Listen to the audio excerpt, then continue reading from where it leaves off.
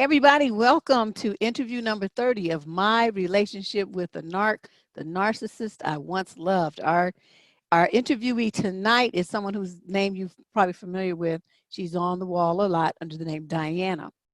And her story, she kind of gave a brief outline of it when she wanted to, let me know why she wanted to come on the show. And my cousin and I read it, and we were just appalled. I can't even imagine what she had to go through and is still going through, because this guy is just not, he just don't want to let go. So in order to help make sure that you don't have to go through the same thing, that you can recognize the signs early, she wants to come in. I'm going to give her the floor and let her talk as much as she wants, because I think what she's got to say is something a lot of women are going through. And since she's young and she's a professional, she knows what she's talking about, articulate. She can tell you in great detail what the drama's like when you have to deal with a narc that is this toxic. All right, so Diana, let's get you in here. Hey, Hi, Deb. hey, I am so glad that you volunteered to do this and tell everybody your story. I'm just still in shock. Thank you for having me. I feel like this is very important, because all the little things that you ignore are the things that you shouldn't ignore. When you deal with narcissists, it's like everything that's little can become something that's big, and everything that you overlook, you shouldn't have overlooked. Well, let's Because the start at the people, they beginning. just crazy. Yeah, they So, are. Let's yeah. start at the beginning when you were, growing up, and you reflect back on the behavior of your parents and caregivers and the things that went on at home. What part of that do you think kind of set the foundation, laid the foundation for you to become an easy target for this guy? Okay, so I was born and raised in San Francisco. I had both parents in the home, and growing up in San Francisco, like during the 80s and the 90s, because that's when we was, kids, everybody didn't have the mom and the dad in the house. My Right. mom and dad was married, whatever went on between them, that was what went on between them. And they was, very giving, caring people. We grew up in the church. When things would happen between my parents, we never seen like, we seen the resolution, but we didn't get to see like verbatim what was going on. Like if they had arguments or disagreements, we never saw that. So it was never no abuse and stuff. I have, two sisters that are younger than me, and then I have an older brother. We were all preemies. I was the smallest one, so I'm like a miracle walking. Wow. And they kind of spoiled us all. Like nobody was. I think I got a little bit more spoiling, but it was even. There was never that this my favorite child. My parents never, they never put us down. If you wanted to do something, you could do it. They supported us. You know what I mean? We went to churches. We had bad experience with churches, but my parents, as soon as it started getting crazy, they pulled us out. So we wouldn't get, damaged from the stuff that people was doing in church. Because, people at church, a lot of them, they hypocrites. And, people You try don't to have prey to on tell you. me. That's when I had my And one it's and only crazy. church experience in San Francisco, and that was a wrap. I was done. Yeah, they all about that money, and my parents wasn't having it. You know what I mean? So, anyway, I had I had a really good childhood. I grew up. My parents was middle class. They both worked. Went to high school. I knew I wanted to go to college. I knew I didn't want to be a teen mom. I actually had a disagreement with my dad when I was like 18. It was something petty, and I got mad and I left. I had met this guy, was working security or whatever, and I ended up moving in with him, and he was way older than me. I was 18. He was 30. And What? the thing with that was, the thing with that was is that I had this emotional disconnect from my dad.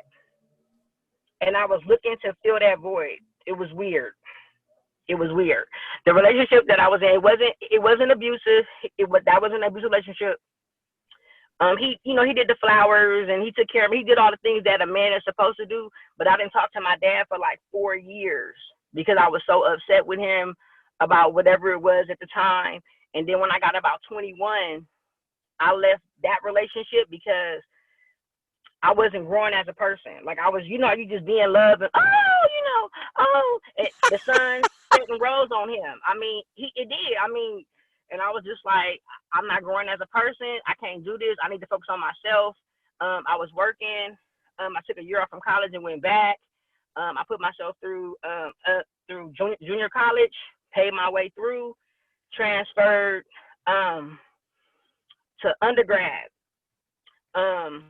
Keep in mind, after doing security for like a year, I ended up working in law firms. I started off as a receptionist.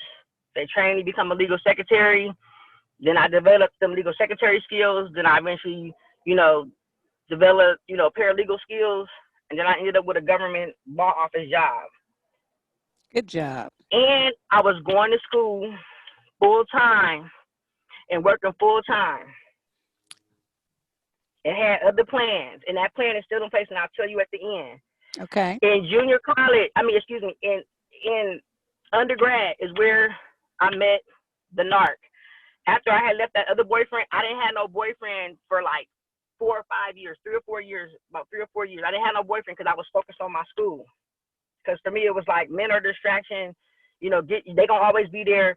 Get that education because it ain't gonna always be cheap. It's not gonna always be affordable for people. And people used to tell me, did you have crazy? Like some foresight or something? Because that show is. Yeah, because people would be like, oh, I could never work full time and go to school and work full time and go to school full time. I was like, all this stuff that's here right now, not gonna be here too much longer. And I had that mindset. You know what I mean? I was making the dean's list. I was getting A's and B's, getting my paperwork, just getting myself together to get my bachelor's or whatever.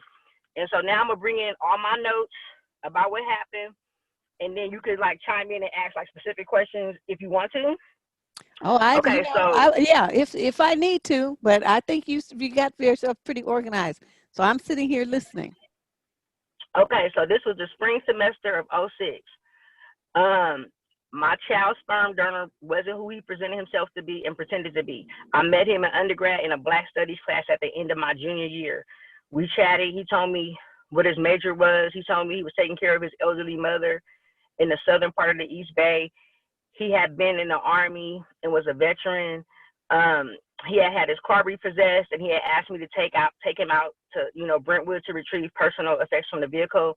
That summer, he was working at a place near my house, and he was saying how hard it was for him to get to the BART to get to the summer job because the bus was unreliable. So I let him stay with me for 2 months, and then he said he would pay me rent while he was working, and he only gave me 1 rent payment, and then he started giving me money, claiming that he could not afford to pay it. I told him that he would have to go back to his mother and go live there.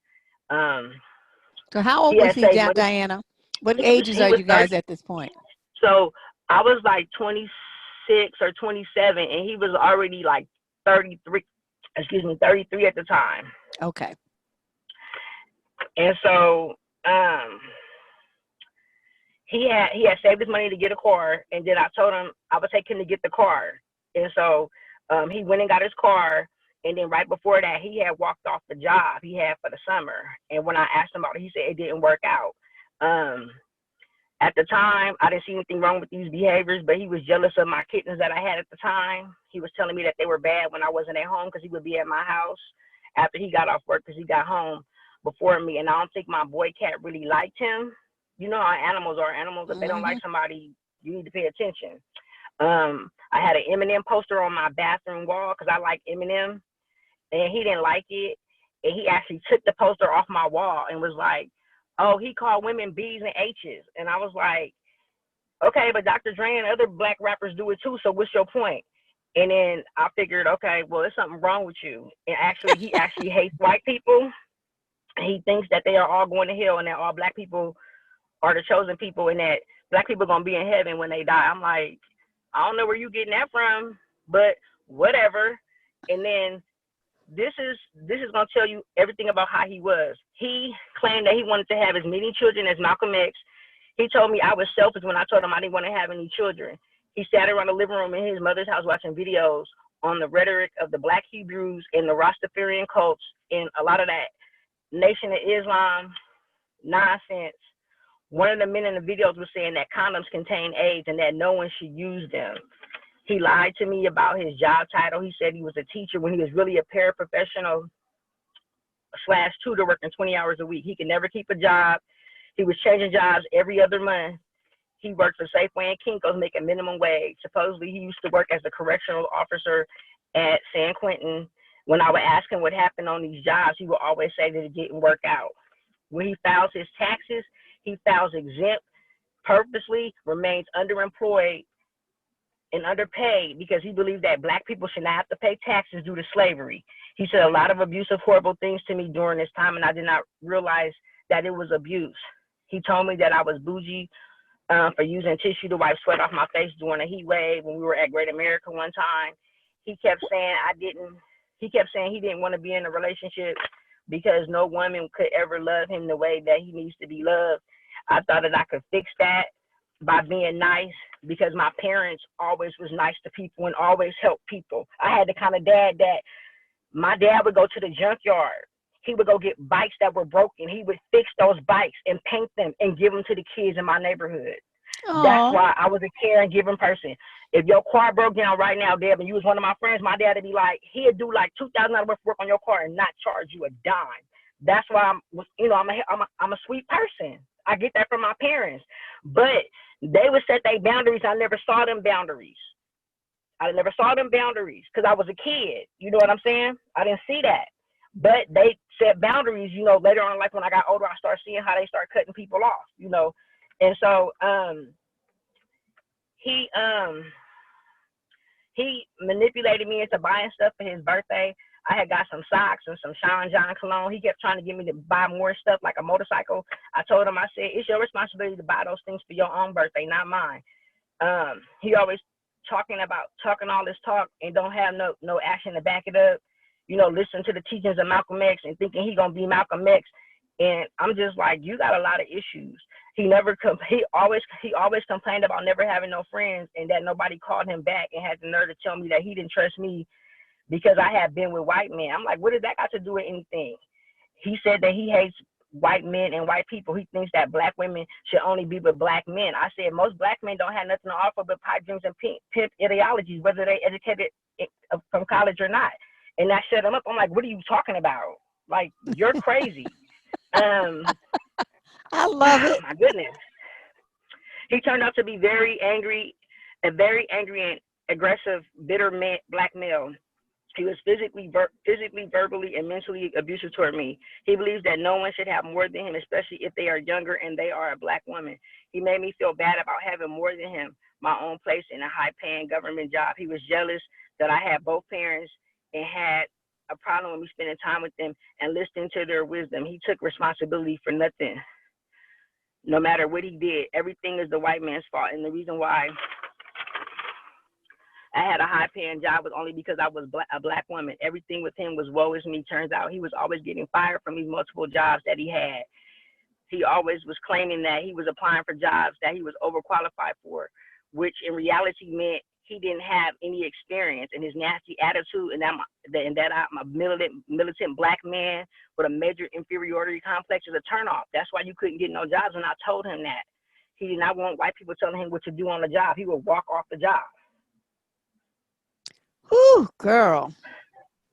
He thought by having an associate's degree and 2 bachelor's degrees, one in Africana studies and the other in psychology, meant that he could get any job he wanted simply for having degrees, but not the job experience.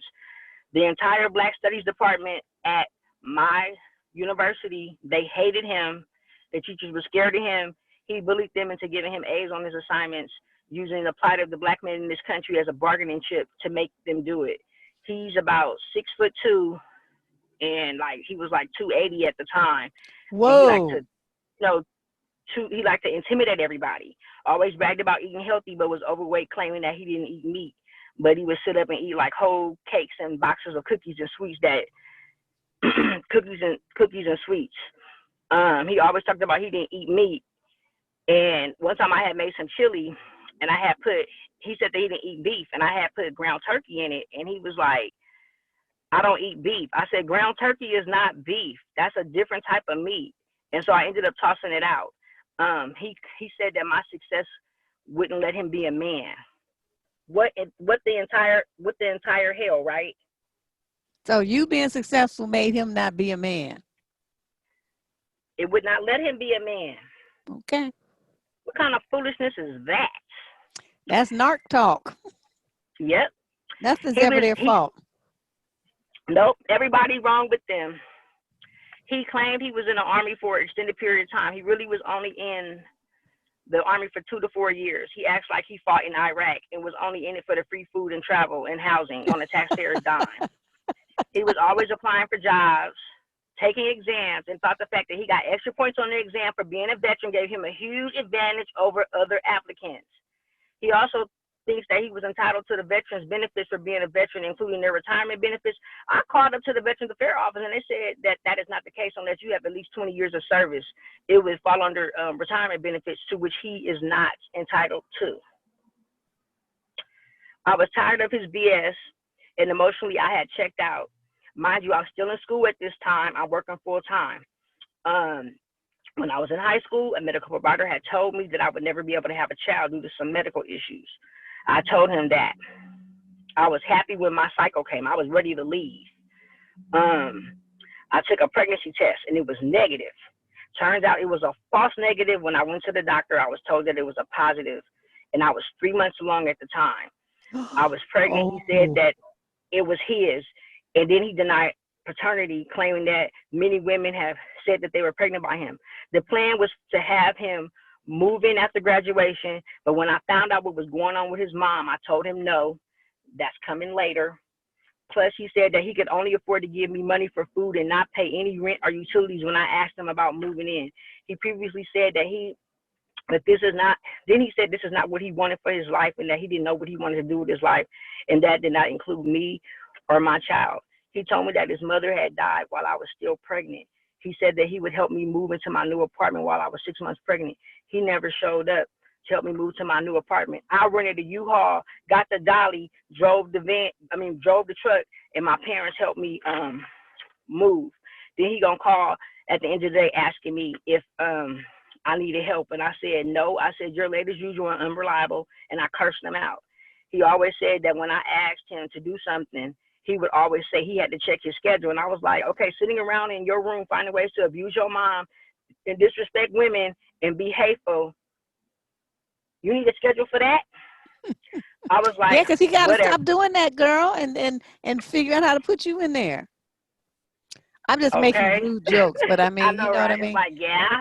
I'm Yeah, being it's silly of sarcastic. mine. Ooh. I know. And then he told me that I shouldn't be making the money I was making because he was older than me. It's like, what the entire hell? How you gonna tell me what kind of money I should be making? And at the time, I was already 10 years in the game. I had started working in law firms fresh out of high school. I turned down an offer at Solomon Smith Barney to go work at law firms. So, boy, bye. Okay. Now, this is toward the end of the school. This is my last semester.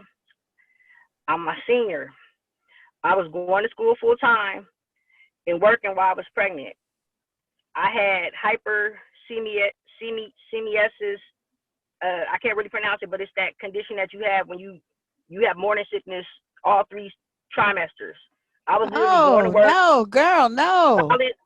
Yes, I was filing motions, going to court, prepping attorneys for trials, sitting at my desk, morning sickness all day. I kept the ginger ale and the crackers on standby in my purse because I was just sick all the time. I also had preeclampsia. I didn't know it until 3 days before my graduation. I made the dean's list. I literally went to my graduation, sat through the graduation. Senator Kamala Harris was the speaker. She was the Attorney General for California. At my graduation, she spoke. I went across that stage. I went to the hospital, had my kid 2 days later. Major complications. They had to do a C-section. They told me we got to do it now. He gonna die. You gonna die. If he survives, if we don't do it now, he's gonna have brain damage. My pregnancy was high risk. I didn't even know it. I had to trick myself into thinking that the relationship was gonna work out so I could finish school. I knew in my heart that it wasn't. I knew that I was gonna raise my kid by myself, but I had to trick myself because I would have fell apart. When my child came out, he wasn't breathing. My child was in the intensive care nursery for almost 2 months.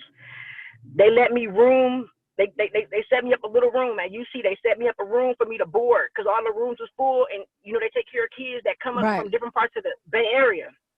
They let me stay there.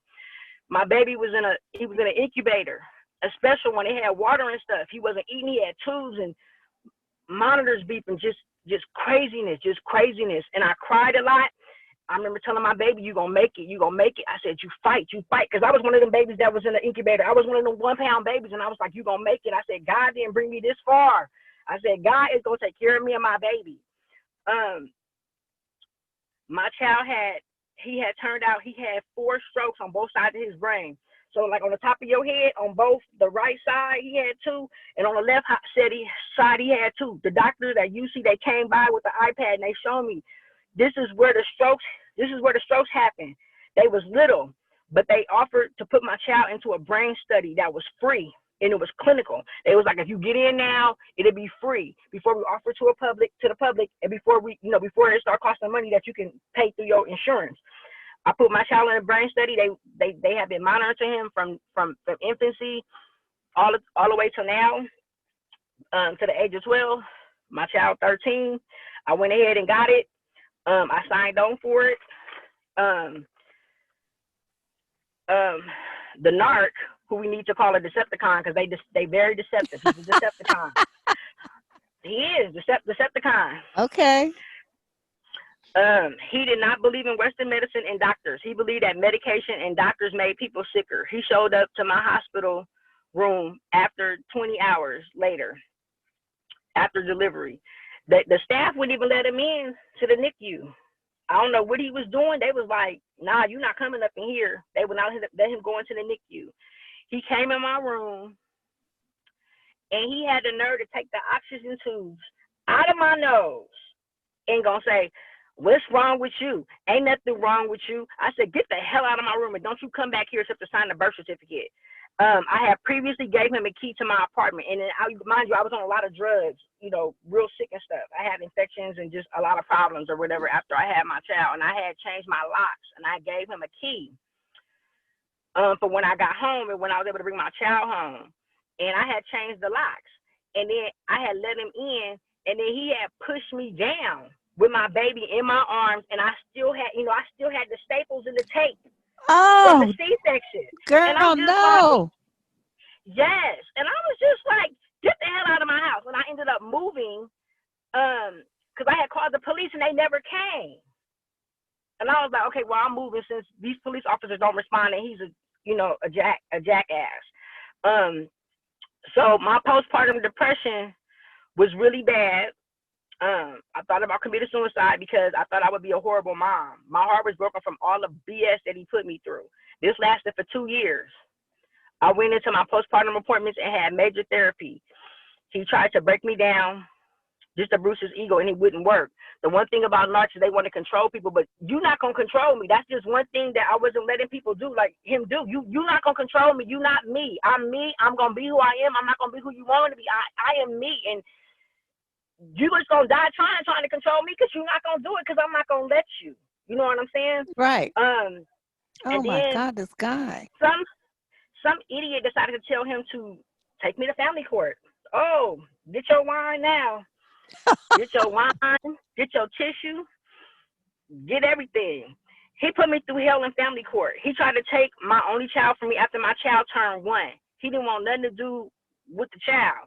He came to my house with some home DNA kit prior to the first hearing and swabbed my son's cheek and refused to give me a copy of the DNA test, talking about it costs $8 a copy. I'm like, a photocopy don't cost that much. One of his black militant friends told him to take me to court for custody. I went and took my happy, fabulous, sexy black butt to a law office and hired a family law attorney. I went into my 401k, took out $4,000 for the retainer, and it was game on. I sued for full legal custody and child support. He thought that I was going to have to pay him child support to take care of his child like he took care of his mother. He was getting paid to be a caretaker from the state. He always referred to his mom as childlike. He was mad when the judge ordered him to pay $721 a month in child support. I previously had asked him for $100 a month for diapers and formula. He said that he cannot afford it because he only made $14,000 a year. He said that his mother came before my child. He told the judge that he would be homeless paying that kind of money. He applied. The whole court was laughing. Then they ordered like supervised visits because I told him I don't trust him. He was abusive to me and his mother. I said, what makes y'all think he's not going to try to do that to my child? I said, we're not taking no chances. So they ordered supervised visits. He applied for a First 5 Alameda grant that paid for the supervised visits. So it was like $150 an hour for 2 hours. So I guess because of his income and him always trying to pretend like he's indigent, they paid for it. But when the market turned and the real estate market crashed, that funding got pulled. Right. And then he was still trying to come and have visitation outside of the court, and I refused to talk to him. I said, you could talk to my lawyer. We're not talking about nothing. Let's see. The court ordered him to meet with my child's doctors and go to parenting classes. He did none of that. He attended a couple of separate court-ordered mediation sessions that was separate from mine. After the mediation sessions had concluded, he filed several motions for joint custody and did not show up to the hearing. He wanted me to draw the sack, and he wanted to use my car seat and my baby bag, and I told him no. Now I'm going to read you the actual court papers because he did his OSC to show cause, and it gave me sole legal physical custody to respondent with no visitation for himself. And then he attached this declaration that I'm going to read to you along with another declaration that's going to blow your hair back and blow it back forward. He wrote, I would like to appeal to the court some great concerns I have about my son as it applies. I had a court date on such and such a date, but was homeless at the time. Currently as well, and had surgery on my Achilles, and I was unable to walk along with the loss of my mom. All rights have been given to the defendant, and I will be challenging that to the death because she is a negligent mother, and I think she may be abusing my son. I have not been able to see my son for the last year, no birthdays, no holidays or anything, and it's primarily because any attempts to be around my son, the defendant makes up lies, and she knows that nobody will contest her, as she has a degree in criminal justice, so she is educated about what the public will look into as it applies to African-American men and women. I have stated on numerous occasions about the perjurious charges made by the defendant as it concerns to domestic violence and parental abuse and 5 other charges made. The lawyer defending her made a blatant lie when she said she contacted me, and I know this is happening because I'm an African-American male. I no longer have nice things to say about you pieces of boo-boo who would rather my son be without a father. I have given 11 years of my life to this country, 8 years in the U.S. Army, and 3 years as a peace officer. And when African-American male who has never had a father decides he wants to break the cycle, he is hindered because of a racist judicial system that has and continues to oppress and destroy African-American people's families. And I have been asking for my son to be allowed to breathe because a son needs his father just like people need air. You have asked me to jump through hoops that you have not asked the mother to jump through. And if you are not going to ask equally of both parents, then I refuse to do anything you ask. I have given so much and lost just as much. I have lost everything a man can lose this year. My mother is gone. I never had a father. I have no place to stay and have not seen my son in a year. And to be honest, there is no telling what may happen in the future. If it takes you dishonorable people to put me in jail, so be it, because as it is now, I have nothing to look forward to. But I must say the real victim is my son because he is being denied a fair chance at life. And you incompetent people, he may never get a chance to have a father because I refuse to work my ass off for something and not get anything in return. Unfortunately, I'm living in SAC, so I can no longer get there to see my son. But since the defendants make more than $60,000 a year, she should be ordered to bring my son out here to me twice a month. She is the reason all of this happened. And because this whole matter could have been solved between us because she's incapable of compromising communication. She has always lied and never communicates. Although I have tried to be accommodating in every way, this system has mastered the art of brainwashing as it is shown through the actions of the court by feeding into the ignorance of the defendant by making her believe that what she is doing is okay, ignoring the fact that there are no winners, only losers, and my son being the biggest loser. This country is built on lies and deceit and the castration of African American people, especially African American men, which is why the prisons in California are filled with 65% of African American men, but we make up only 12.2% of the population in America. So start doing your job and administer justice to a man who has done more than his share to helping preserve America by serving in the army, working as a police officer, and educating children. And he signed this stuff and filed it with the court, girl. I'm sitting up here like in awe. Okay, so much circular narc talk, stuff that don't have nothing to do with your case. You know, to playing violins for days, harps, violins, angels singing, on the knees begging, guilt tripping, corner cutting, dodging the reality, lying. I mean, what in the world? And then had the nerve to file it with the court, and he don't understand why he lost custody. Yeah, and then you talking about it's my fault. Yo, dumb ass took me to court, and I exercised my constitutional right to be represented by counsel. Negro, don't play. Girl, I don't know how you. I don't know. I would have become an alcoholic after just reading that. I need a drink. Where's my alcohol? I told you. I'm gonna send you a box. I'm gonna send you a box of your favorites from Bevmo somewhere. Girl. And then he wrote this other thing, and I filed it with the court, and the judge read it. And when we read it, he lied and said he didn't write it. So you might want to clutch your invisible pearls on this one, because this one worse than the last. And I know I would have put the real ones on. Oh my God, girl! Oh God, this is unbelievable. It's insane. The dust is ridiculous. You know how the Bible say that when we die, we don't go back to the dust. He already there. He already dead. He just. I was going to say, dude, never became undusted. Oh my God! Okay, it's like you need to go back in the womb and start over and come back out. Maybe something to change. We doubt it. And then he wrote to the courts and to the defendant, I, so-and-so, would like to thank you for being the pieces of crap that you are, and for your success of disconnecting Black African male child from his father. I cannot continue to fight this situation. And while I thought I could, the lies, the loss, the pain have become too heavy on my heart and soul. The defendant can have custody, and further that she never asked me anything else from me in life.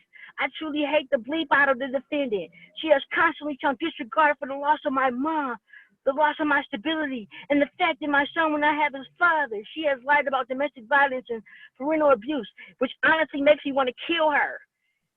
Forever saying that I would hurt my mom. Wait, like he wrote that he would makes me want to kill her and turn that into the court. He said he left it at my house, and I found it. I sent it to my lawyer. I found that at Exhibit A to one of my oppositions to I think it was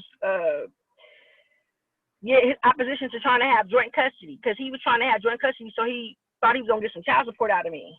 And when you're not married, that ain't how it works, because people don't understand that when it comes to child support, the child support laws was written with men being the breadwinner in mind. That's why the financial burden falls on the man in the majority of the cases. And he don't understand that because he's retarded. He said, just like God will not forgive her for what she has done, neither will I. Neither will I. Although the defendant claims to be a Christian, I must remind her that one of the ultimate sins is to take personal information given in a sincere way and using it to destroy another person, even lying about the information. Every time I come in the courtroom, my body gets shaky, and it becomes painful, spiritually painful for me to be sitting in that room fighting with a lying belief over my son's life. It is not an easy decision for me. In fact, it's the most painful thing I've ever had to do, because my son does not deserve this. But with all the lying that has been done by the defendant, it has reached crisis level, and it applies to being around her. I cannot be around her in any capacity. And the sight that I saw at the last modification hearing was heartbreaking for me, because the last judgment was handed down. I saw 3 angry Black females, the defendant, her mother, and lawyer, go outside the courtroom and plot even further on how to destroy me. You brought this on yourself by trying to take me to court for a kid that you never wanted, and you lied about wanting kids that you never wanted none. Negro, please.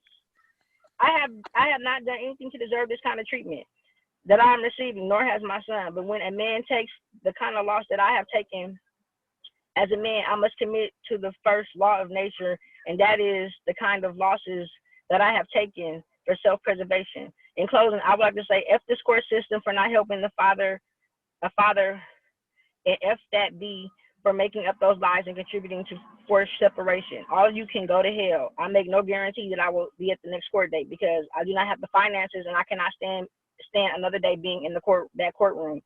I only hope that my son grows up and learns that truth about his father, and that when he walks away from that piece of crap, she will deserve it for denying him what was rightfully his, a father. Whew. Okay. First of all, A when kid your that you son never gets old wanted. enough to read that, your son is going to say, Mama, thank you, because I'm so sorry my daddy is crazy. There's something wrong with him. Yeah, That I is the told most him I have a disjointed, whole box. ridiculous ranting that I have ever heard in my life.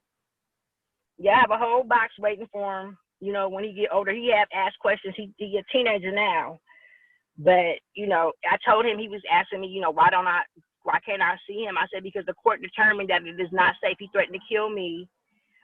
He's very emotionally and mentally unstable, and we're not playing that game. I don't have time for Amber Alerts. You know what I'm saying? I don't. Mm-hmm.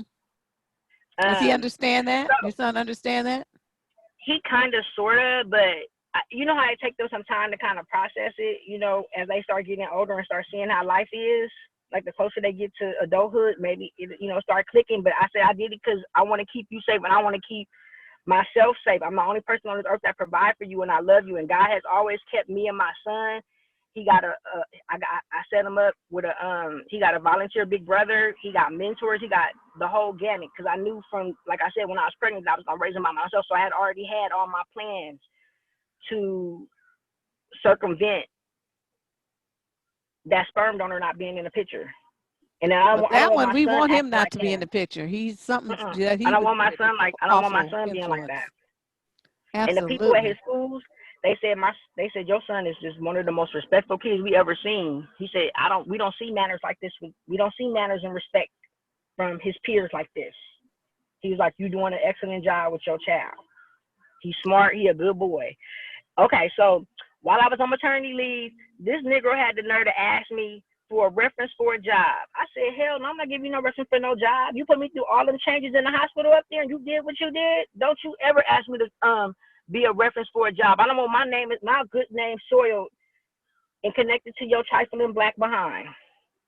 Okay, so now we're gonna talk about his mother.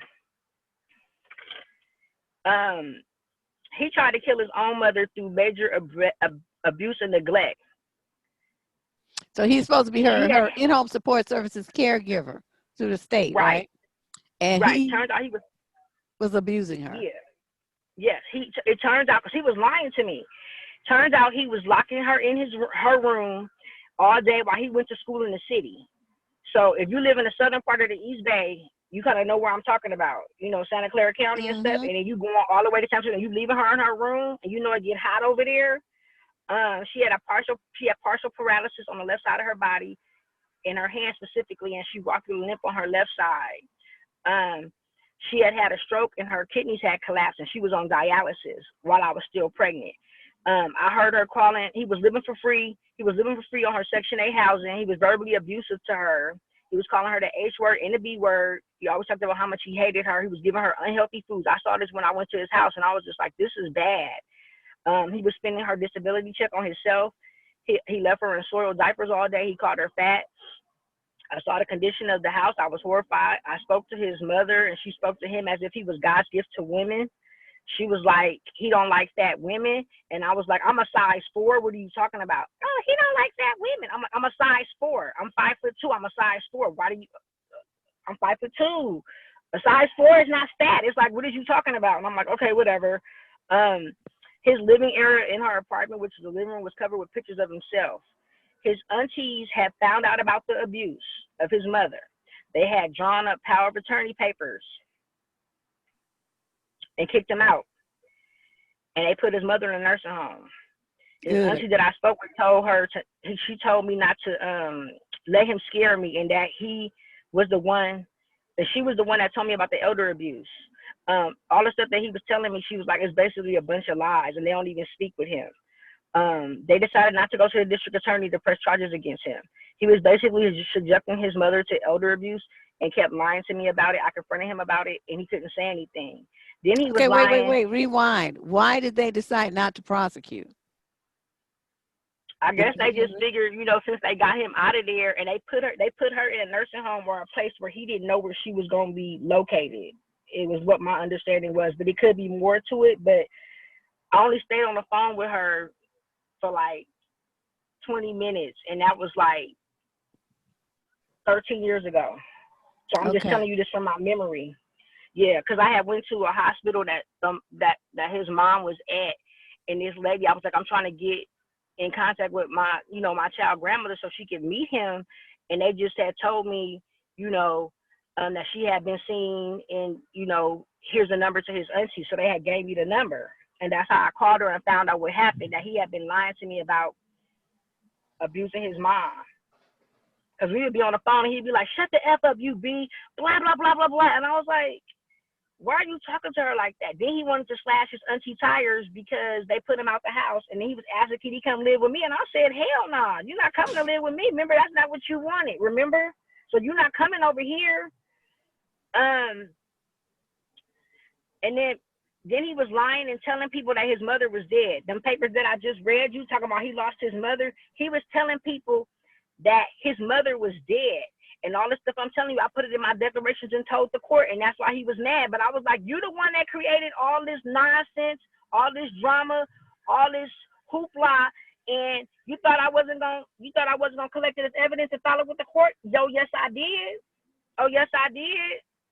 I actually called one of my family members who actually works at Vital Records, and I actually asked them, was there a death certificate on file for his mother in that county? And they said nope. Yep. So she's still alive, huh? Yep. And I told now I don't know, but then I told the judge, you know, I said, men like this that do this to their mothers, they will do this to their kids. And I was like, we're not having that. So I said, I already saw the preview.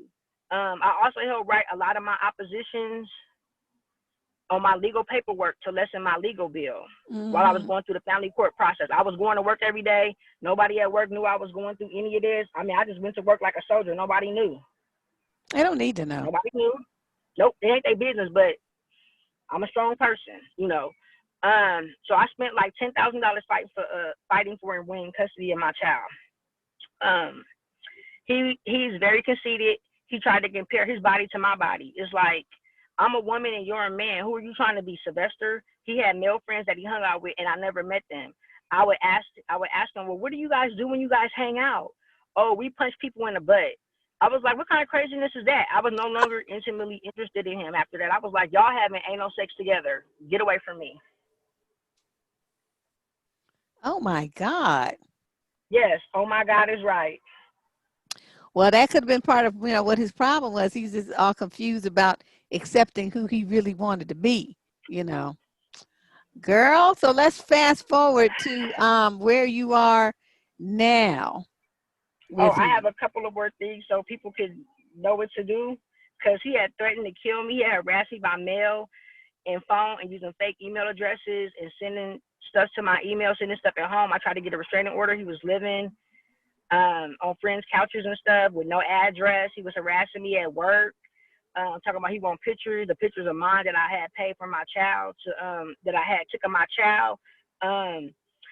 The people at my job had to actually call up to whatever school he was at, because he was trying to get a paralegal certificate, talking about he wanted to be on my level. So he was getting a paralegal certificate so he could make the kind of money that I'm making. And I'm like, you too late for that. And the way that you write and the way that you act, ain't no law firm finna hire you. I had to get like a private post office box and stuff.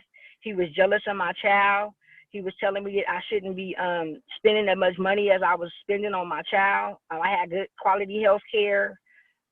He never wanted children. He was jealous that I could provide an upper middle class life without him for my child. He never wanted children, but constantly lied about wanting children. He told me that I should never have more than him. I didn't want my kid turning out like him. I had a dream that he was going to kill my child. I was not trying to take a chance when it came to pass, because in the past I've had dreams about people passing away and it came to pass. Oh So shit. I was like, I'm not playing. I'm not playing with that. You got show me once. Yeah, I'm not even gonna play. Okay, bye. I'm out. I'm done. Bye. He was in competition with me and others who were doing better than him. He lied about being abused as a child, including lying about sexual abuse. He hates the fact that me or anyone who have more than him, and he was jealous that my apartments were very nice, and he was jealous, talking about he should be living like this. And I was like, whatever, dude. You want something for nothing. You don't want to do the work. You want everything that everybody else has. In 2010, some chick called my job asking me why he don't have a relationship with his child. I told her everything that I just shared in this interview. We spent 4 hours on the phone. I told her, I Was she said, trying get to away date from him? him. Was I that said, what's going on? yep, they were trying to go to the next level. He had met her family, her brothers, her dad, was going to church. He don't believe in God. He thinks Jesus is a myth. He's like, that's white people stuff, blah, blah, blah, blah, blah. I told her everything that I said in this interview. And then we was on the phone for 4 hours, and she was like, okay. And then she was like, well, what if he's joking about killing you or your son? I said, you think I'm going to wait around and try to find out if it's true? I said, would you? She was like, no. I'm like, well, why would you ask me something so stupid? And she Don't joke wasn't mean or about nothing. that. That's nothing you joke about. What's wrong with her? Exactly. That's what I was telling. Like, girl, bye, Pick Misha. So not too long after that, he had called my job saying that he had another child and he wanted that child to have a relationship with my child. I said, hell no. I said, don't you call me no more. You talk to my lawyer. I said, my child not having a relationship with another child that you have that ain't got nothing to do with me and my child. You just having all these kids so you can have some place to stay and somebody to manipulate, control, but you're not doing that over here. I said, you need a place to stay, you need some food, go take your butt to Glad Memorial in San Francisco and go get in line and go get you some food and some groceries, because I can't help you. Oh, she's gonna send dude to glide. Oh, that's cool. No, Negro, no. We not playing. So that is my story.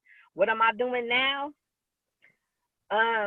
Being a mom, and I'm also applying to law school. That's my thing.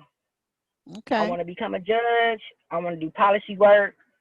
I want to change the way the laws are applied to people of color, because it's not equal and it's not fair and it's not At adequate the all. way that it's being done now. So, Especially yep. here. So that's my story. Girl, I just need to like sit in a bathtub of alcohol and soak it in through my pores. I I'm don't know trying to how tell you you, did it. it was I don't know how awful. you did it. God got me through that, Deb. I can't even sit up here and take no credit, because when I look back on that, I'm like, oh my God, it was just like he was carrying me the way through, because that was just so much for a person to go through and come out on the other side and still be in my right mind. Heck yeah. He did that for me. He did that for me. I'm not going to sit up here and lie. That's my testimony to let the women that's listening to your channel that it does get better. Love yourself. You don't need nobody to define you. If they don't want to act right, get out. Move on. If he's not giving you the relationship that you want, you have a right to move on. You don't owe nobody nothing because you have a kid. You don't owe Oh, them nothing. And all these women that got kids, y'all better go file for custody of y'all kids. Don't be letting these men have y'all kids, because your kids gonna turn out to be like them. And you don't want that. I'm telling my story so I can save some young women from having these same type of issues and know what to look for, because you don't know you're dealing with a narcissist if you don't know what to look for, and if you ain't never been through it, you don't know what that look like. Because people what do you think that think they these should behaviors is concentrate on, love and that it's Diana? normal, and it's not. What do you think they should concentrate on? Like when they first meet a guy, because I mean, what, give them some clues. So what did you Okay, so you miss need at to that time that you now know was a sign that something was wrong? the emotional abuse, the little snide remarks from the start. You need to assume that everything that they're telling you is a lie, because what they present themselves to be is not who they really are. It's just a mask. It's fake. It's a lie. It's emotional manipulation to get you to do what they want. Look at their words. If their words don't match their actions, get out, leave immediately, go ghost, don't go back, go no contact. Narcs never change. They just expect everyone else around them to change. Mm-hmm. Know your worth. There's nothing wrong with you.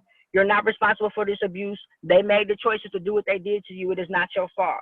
When you know better, you do better. Narcs are the problem. Don't worry about the new supply. Narcs will always be the same no matter who they're with. Learn from this, grow from this, and thrive. Take back your power, take back your life, love yourself. Oh, yes. That's it. Girl, That's I have to lay down after your interview. it. I need a nap. I told you, I need my you blankie didn't and a know it was gonna pillow. be that heavy. I need my You didn't know snuggle it was gonna bear. be that heavy. I'm gonna send you a long out of iced tea from my pinata, girl. Oh, girl, I need one for each hand. That's you. Okay, here you go. This is I just mean, too 'cause it was much. crazy. It was This is too crazy. much. It was crazy. And as stupid as it sounds, it happens all the time. It's just, this is just one of those extreme cases, but it's just, they crazy. They demonic. As far as I'm concerned, they working for Satan. Because if you I got to put agree. all that energy, you put all that energy into trying to control people, being angry, doing all this stupid stuff, everybody else moving along in life, and you still in the same goddamn place. You're not going nowhere. That's demonic. That's white witchcraft. Ain't nobody controlling me. I'm wild like a little Mustang stallion. I'm kicking, running, being free, being happy. You're not gonna stop that. I don't even know what So to say. Well, I do know what to say. So how's your son after all of this?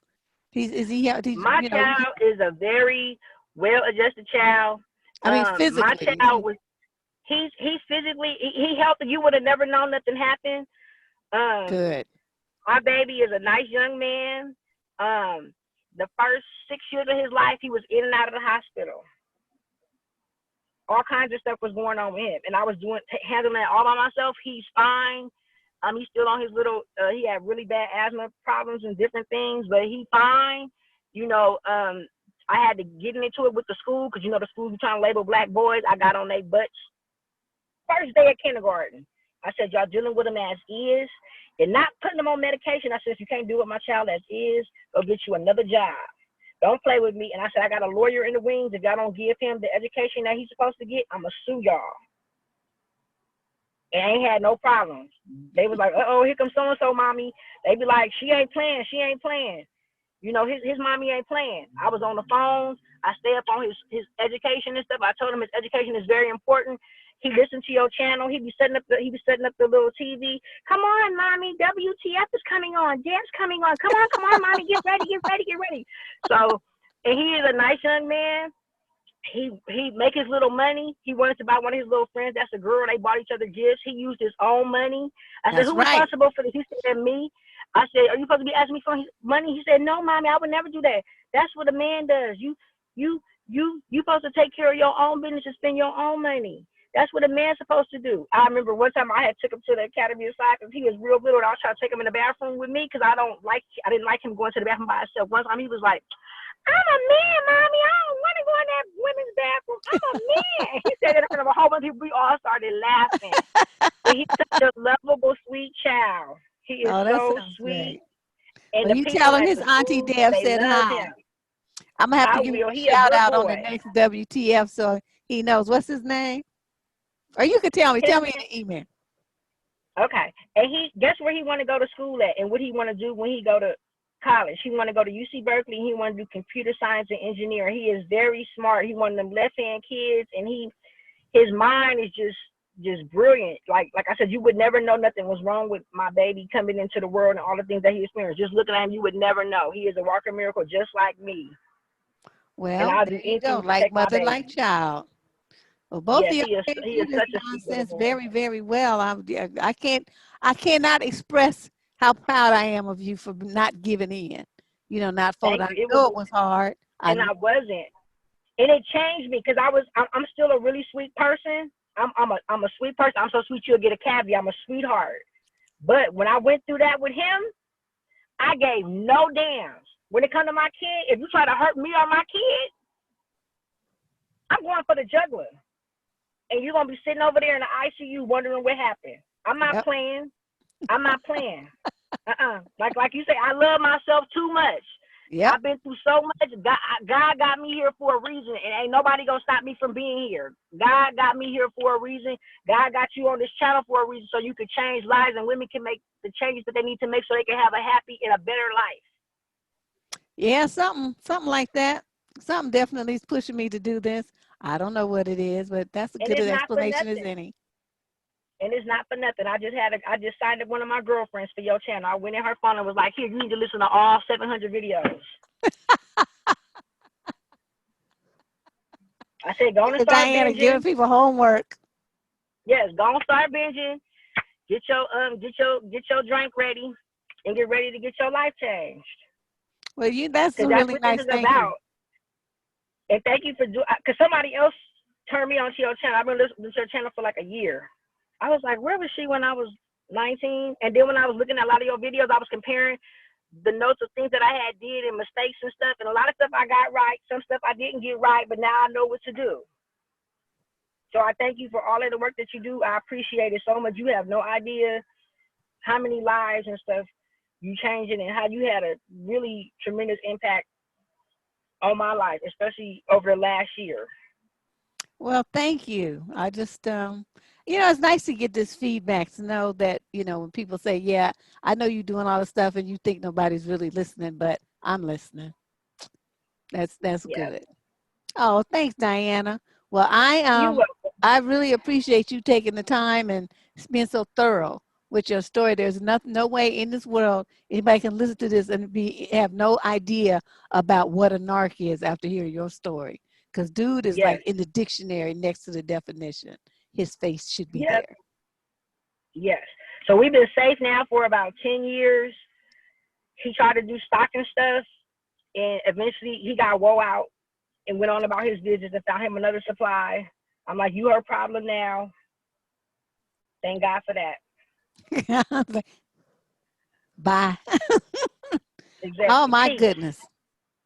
Well, I'm glad you But finally yeah. found some. So you enjoy the rest of your Yeah. afternoon and the rest of your You weekend, too. actually. And thank you for having me. I really appreciate it. I was so excited to do this. I was telling my girlfriends, I can't wait to talk to Miss Deb and tell everybody my story, because it's gonna change your life, and it's gonna change your life, and people gonna be making better decisions for themselves and for their children and whatnot going forward. So That's thank the you for that's the having me, goal. That's the goal. and Thanks, thank you so much Diana. again for everything that you do. Thank you. Thanks to you. Bye-bye, girl. Bye.